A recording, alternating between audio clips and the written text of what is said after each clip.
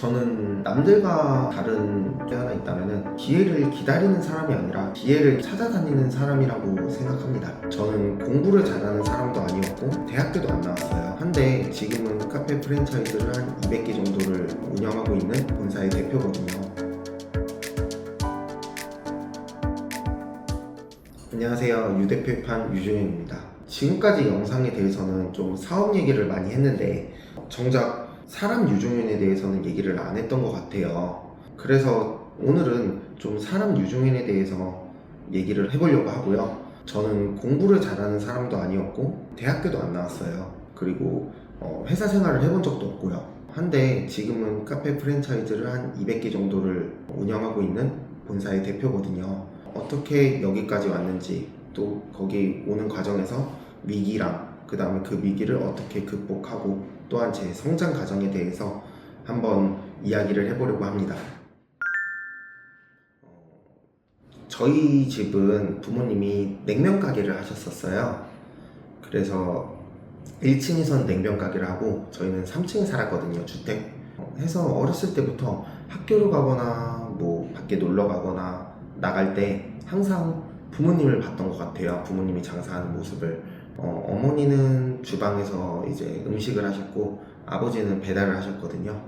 그 중에서 좀 기억에 남았던 거는 냉면은 여름이 성수기예요.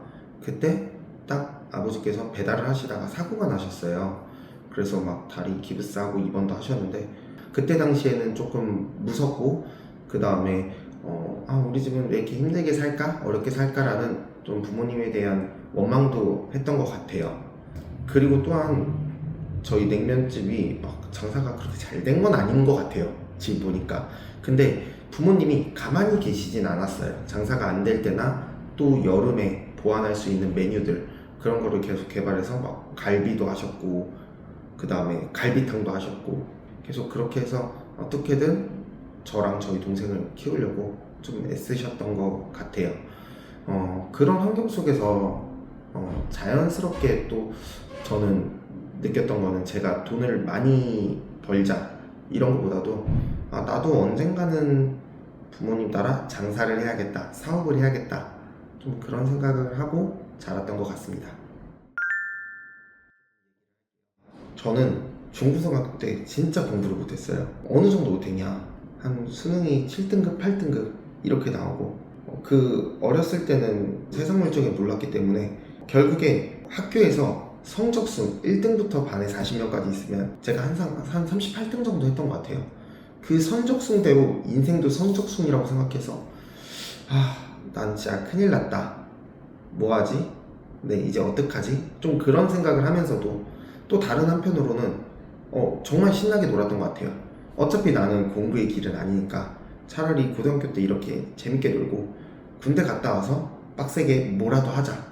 그리고 그때 당시에는 좀 자신감도 있었던 것 같아요. 근자감이라고 하죠. 그냥 나는 잘 될 거야. 나는 지금은 공부는 내 길이 아니어서 이럴 수 있어도 밖에 나가서 내가 장사를 하든 사업을 하든 뭘 하든 나는 잘할 거야. 좀 이런 막연한 생각이 그때 당시에는 조금 있었던 것 같고 지금 학창 시절에는 정말 마음껏 놀고 단 내가 정말 열심히 해야 될 때 그 기회가 있으면 그때는 정말 빡세게 하자. 네, 그런 생각으로 좀 지냈던 것 같아요. 저는 남이 정해준 삶보다 제가 책임지는 삶을 좀 살고 싶었어요. 그래서 좋은 대학을 나오고 좋은 회사에 들어가는 것도 훌륭한 길이라고 생각하거든요. 하지만 좀 제 성격과는 좀 맞지 않더라고요. 그래서 회사가 잘 돼야 내가 잘 되는 삶보다는 내가 잘하면 내 인생이 좀 달라지는 삶을 살고 싶었던 게 좀 컸던 것 같고, 그리고 그거보다도 더 중요한 거 솔직하게 돈을 많이 벌고 싶었어요. 그래서 제가 생각하기에는 큰 돈을 벌 수 있는 가능성은 직장보다는 사업이 더 크다고 생각해서 좀 사업을 선택했던 게 있습니다. 저는 이제 장사를 해야겠다, 창업을 해야겠다 결심을 했지만은 당장에 좀 공부한 것도 없고 당장 떠오르는 아이템도 없었어요. 그래서 그냥 기회가 올 때까지 난 뭘 하고 있는 게 제일 베스트지? 라고 생각했을 때 일단 자본을 모으자. 적어도 내가 5천 정도는 모아야지. 그때 당시 한 7년 전이거든요. 그렇게 모아야지 내가 뭐라도 할 수 있겠다. 기회가 왔을 때, 아이템이 왔을 때 할 수 있겠다 해서 했던 일들은 뭐 저희 부모님 냉면집에서도 일했고요. 그 다음에 우유 배달도 했었고, 공장에서 포장 같은 것도 했었고요. 그리고 도미노 피자에서 배달도 했어요. 하루에 5시간, 6시간 자고 그냥 무작정 돈을 모았어요. 그 다음에 제가 생각했던 거는 기회는 반드시 온다. 그때 대신 그 기회를 꼭 잡아야 된다 라는 믿음이 좀 있었어요. 그러던 중 지인이 마카롱 가게를 운영하는데 월 매출이 그때 당시 1억이 나온다는 거예요. 그리고 직접 가서 보니까 정말 충격이었어요. 완제품 받아서 판매하니 손이 거의 가지 않고, 네, 그 다음에 로스율도 아예 없고 냉동이니까. 그리고 또한 인건비도 많이 들지 않는 거예요. 해서 저도 하고 싶어서 부탁했지만 거절했어요. 그 친구가 거절했거든요. 하지만 저는 여기서가 조금 제 인생에서 가장 큰 터닝 포인트라고 생각하는 게 포기하지 않았어요. 저는 그때부터 다른 좀 마카롱 공장을 찾아다녔어요. 파주도 갔고 성남도 갔고 광주도 갔고 다 안 되더라고요. 안 될 이유가 저는 그때 25살이었고 돈도 경험도 없기 때문에 대부분 저를 믿지 않았어요. 그래서 마지막 지푸라기로 잡는 심정으로 대구 경산의 한 마카롱 공장을 가요. 해서 저는 공장 대표님께 말씀드렸어요. 지금 아무것도 없어 보일 순 없지만은 수도권에서 잘 팔아서 사장님께도 도움 되는 거래처가 되겠습니다. 좀 이런 식으로 말씀드렸는데 제 기억으로는 첫날에는 제가 거절당했어요. 안 된다고. 근데 또 계속 찾아갔어요. 네, 계속 찾아가고 진짜 간절하고 절실하다 그런 모습을 보여드리고 좀 진정성 있는 모습을 보여드리니까 결국 제 진심을 좀 믿어주시고 물건을 받을 수 있었어요. 그렇게 해서 이제 마카롱을 소싱을 했고 아이템을 소싱을 했고 그 다음에 이제 또 상가를 찾았죠. 그 상가 찾기 전에 이제 상권을 분석했어요. 이 마카롱이라는 것 자체는 1,000원에 먹는 거고 박리담회를 해야 되는 구조였어요. 저희는 만들어서 파는 게 아니라 저희가 떼다 파는 것 때문에 박리담회를 하는 구조였어요. 그래서 상권을 찾다가 수원역 로데오 거리에 3평짜리 매장을 발견해요. 돈이 없으니까 평수가 당연히 적은 데로 가야 되고, 그래서 3평짜리 매장을 발견해서 거기다가 이제 창업을 하게 되고, 마카롱 냉동이어서 냉동 창고가 많이 포함돼요. 그래서 냉동 창고 1평, 이제 부자재 놓는 거 1평, 그러니까 막상 장사할 수 있는 공간이 딱 1평이었어요. 냉동 창고 빼면은 사람이 한 명 서 있기도 좁은 공간이었거든요. 그래서 거기서 장사를 시작하게 됐죠. 그래서 월 매출 1억을 찍어요. 이렇게 하니까 저한테 남는 돈이 막 5천 가까이 되는 거예요. 그래서 정말 괜찮다 이거다 싶어서 여기서 이제 탄력을 받아서 2호점을 오픈했어요. 수지구청에. 그리고 처음에는 정말 잘 됐죠. 처음에는 엄청 잘 됐어요.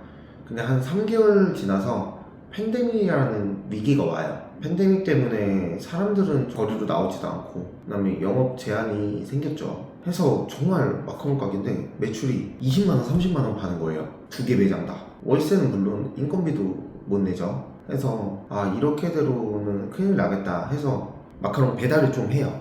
근데 배달도 누가 마카롱만 먹어요. 당연히 안 먹죠. 그래서 조금 저는 방향을 바꾼 게 이렇게는 안 되겠다 생각해서 카페에 마카롱을 납품해요. 직접 브로셔랑 명함을 갖고 샘플을 만들어서 마카롱 영업을 다녔어요. 그래서 그때 당시에 그게 은근 짭짤하게 잘 됐거든요. 그 과정에서 한 프랜차이즈 본사 대표를 만나게 돼요. 카페 프랜차이즈 본사 대표를 만나게 돼요. 그래서 그 대표랑 우연치 않게 마카롱 얘기를 하다가 이제 사업 얘기를 하고, 그 대표님이 저한테 그때 당시 그랬거든요. 본인은 S클래스 타고 있는데 이 차값은 한 달이면 번다 이렇게 얘기하시더라고요. 저는 그 말을 듣고 좀 충격을 받았어요. 하고 생각했던 거는 내가 가야 할 길은 이거구나. 그때부터 여러 카페들을 좀 놓고 벤치마킹을 많이 했어요. 그리고 어떻게 하면 저 카페보다 조금 더 나은 서비스를 가질까? 조금 더 나은 퀄리티를 가질까? 한 3, 4개월 동안은 그것만 공부했던 것 같아요.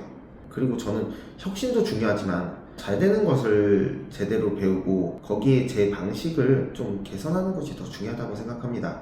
그래서 기존 마카롱 가게에서 와플 기계도 드리고 커피 머신기도 사고 그라인더도 놓고 제빙기도 놓고 휘핑기도 놓고 가스레인지도 사고 하면서 와플이랑 떡볶이, 커피 이렇게 메뉴를 하나씩 추가하게 됐고, 또한 추가하면서 저가 커피와는 좀 차별점을 줘서 배달에 맞는 브랜드로 계속 좀 바꿔 나간 것 같아요. 그래서 결과는 뭐 예상보다 더 좋았죠. 배달만으로도 월 매출이 1억이 넘었으니까. 그래서 그때 확신했어요. 이제는 좀 프랜차이즈 사업으로 제대로 해보자.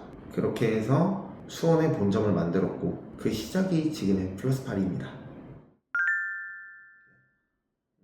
제가 그 위기에서 배운 거는, 돌이켜보면 팬데믹은 제 인생에서 가장 큰 위기였어요. 망할 수도 있겠다. 진짜 빚더미에 앉을 수도 있겠다. 이런 생각을 했거든요. 하지만 힘들다고 좀 주저앉기보다는 저는 항상 이렇게 생각했어요. 지금도 이렇게 생각하고요. 지금 현재 내 상황에서 내가 할 수 있는 최선은 뭘까? 사선책은 뭘까? 더 좋은 방법은 뭘까? 질문을 계속 던졌어요. 내가 자본이 있지만 아이템을 하고 싶은데 아이템을 못하면은 그 다음에 공장 소싱은 어떻게 했고, 공장 소싱을 해서 마카롱 가게를 차렸지만 마카롱이 안 되면 납품을 했고, 납품을 하다가 새로운 기회를 만났고, 또 그 기회를 발판 삼아 다른 사업을 시작했거든요. 저는 남들과 다른 좀 큰 게 하나 있다면은, 기회를 기다리는 사람이 아니라 기회를 찾아다니는 사람이라고 생각합니다. 위기에서도 기회를 좀 생각했던 게 지금 여기까지 오는데 큰 발판이 되지 않았나. 지금도 저는 새로운 도전을 계속하고 있어요. 플러스8이 운영하면서 당연히 지금은 뭐 200개 정도 되고 어느 정도 궤도에 올라가고 안정적인 회사긴 한데, 저는 지금도 매일매일이 위기라고 생각해요.